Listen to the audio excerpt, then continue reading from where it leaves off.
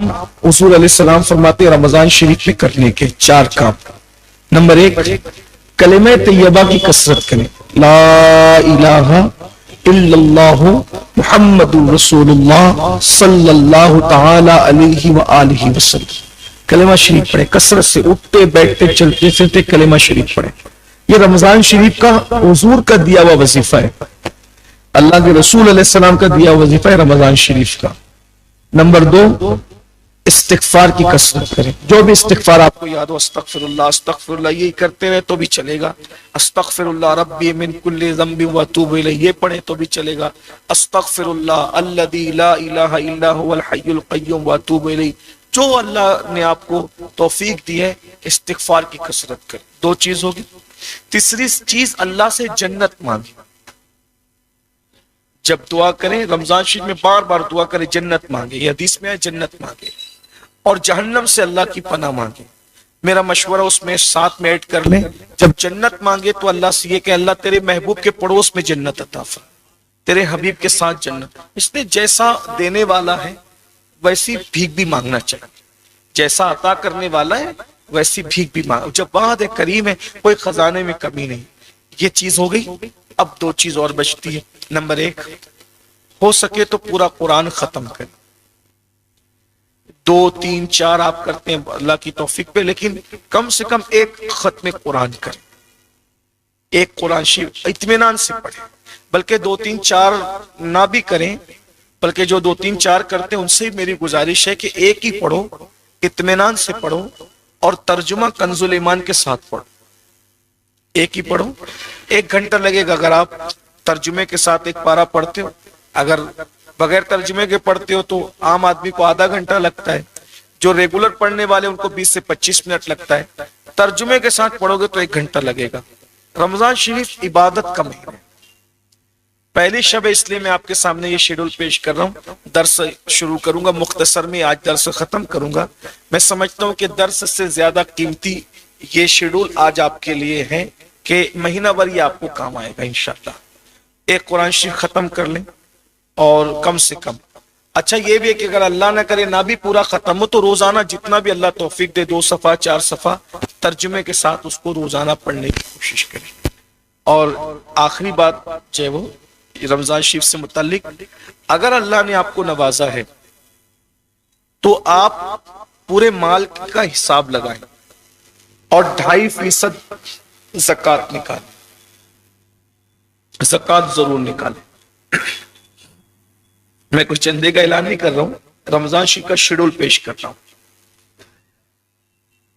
जिसके पास 7.5 तोला सोना या 52.5 तोला चांदी या उतनी रकम है और उस पर साल गुजर गया खाने पीने के अलावा, यानी निसाब की रकम पे साल गुजर गया, तो आप पे ज़कात देना फर्ज है और आप ज़कात निकालिए।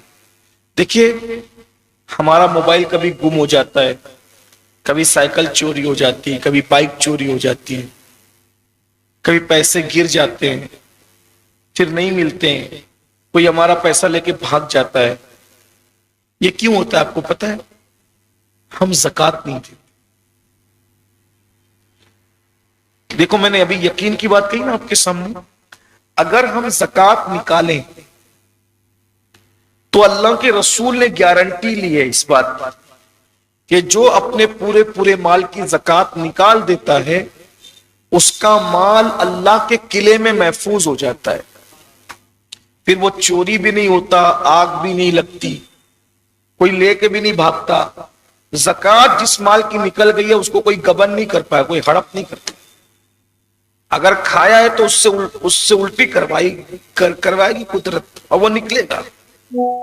बेशुमार लोग हैं जो कहते लोगों ने मेरा कर्जा लिया वापस नहीं देते।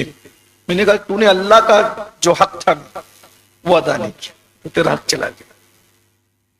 बेशुमार मर्तबा का तजुर्बा है, कोई मैं परहेजगारी की बात तो नहीं कर रहा हूं, लेकिन मेरा खुद का तजुर्बा है।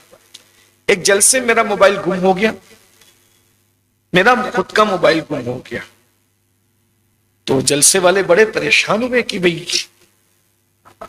सैयद साहब का मोबाइल गुम हो गया, सच का मोबाइल गुम हो गया। میں نے مسکرا کر ٹینشن مت لیجیے، انشاءاللہ میرے یہاں سے جانے سے پہلے پہلے وہ واپس آ جائے گا، وہ واپس آ جائے گا۔ میں بہت مطمئن تھا، اس کی وجہ یہ ہے یقین۔ بس دیکھو گناہ کتنے بھی آدمی کو نا یقین والا آدمی چاہیے، یقین، ایمان، یقین بہت بڑی، اللہ سے یقین مانگو۔ میں بہت پر یقین اور پر عزم، میں نے کہا آپ فکر نہیں کریں، ہم لوگ چلتے ہیں، کھانا وانا کھاتے ہیں، جاتے وقت تک انشاءاللہ وہ آ جائے گا۔ لوگ اب ہم لوگوں کو بھی لوگ دیکھ کر کے کچھ پتہ نہیں کیا کیا سوچتے ہیں، اور ایسا ہی ہوا کہ بلکہ میں تو یہ سوچا تھا کہ کھانا وانا کھائیں گے اس کے بعد موبائل آئے گا، لیکن اسٹیج سے اترنے سے پہلے موبائل آ گیا واپس۔ تو کچھ جاننے ماننے ہوتے ہیں وہ لوگ تھوڑا گلو کرتے ہیں، مبالغہ کرتے ہیں، بگا دیکھو حضرت کی کرامت ظاہر ہو گئی۔ میں نے کہا توبہ کرو، کرامت ولیوں کی ظاہر ہوتی، ہم گنہگار لوگ ہماری کیا کرامت؟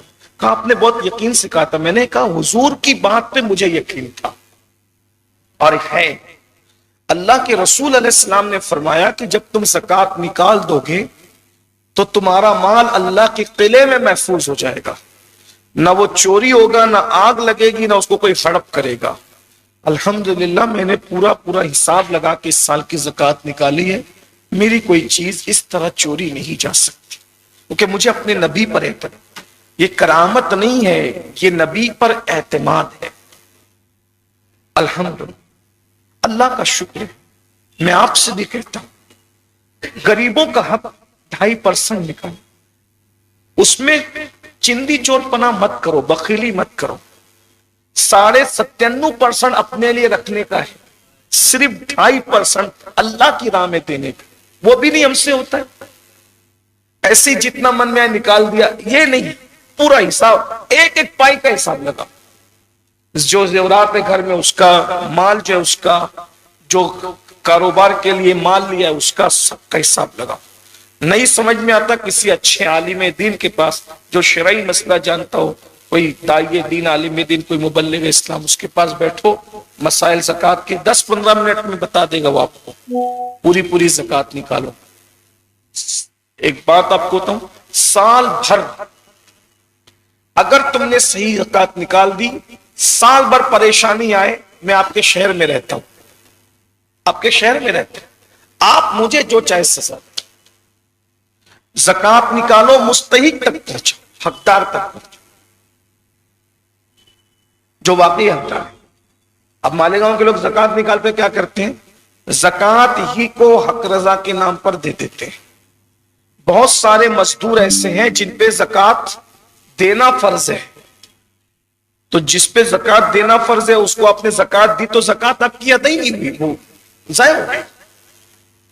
تو آپ مستحق چیک کریں نا، کہ مستحق چیک کریں کہ یہ مستحق ہے، مستحق کو دے گو تو زکوٰۃ ادا ہوگی، غیر مستحق کو دے گو تو ادا ہی نہیں ہوگی۔ اور زکوٰۃ دینے کا بھی ایک آسان طریقہ بتا دیتا ہوں کہ ہو سکے تو زکوٰۃ کے 3 حصے کر لو، جو رقم زکوٰۃ کی اس کے 3 حصے کر لو۔ ایک حصہ اپنے رشتہ دار اور اپنے دوستوں میں تقسیم کرو جو مستحق ہے، ایک حصہ عام مسلمانوں میں تقسیم کر دوں، اور ایک حصہ جو مدرسے وغیرہ جو دینی مدارس چلتے ہیں ایک حصہ ان میں دے دو، تاکہ دین کا کام بھی ہوتا رہے، غریبوں کا بھی بھلا ہو جائے گا، عام غریبوں کا بھی بھلا ہو جائے گا، آپ کے رشتہ داروں کا بھی بھلا ہو جائے گا، اور مدارس بھی، ان کا بھی دین کا کام چل جائے گا۔ اس کا خیال کریں۔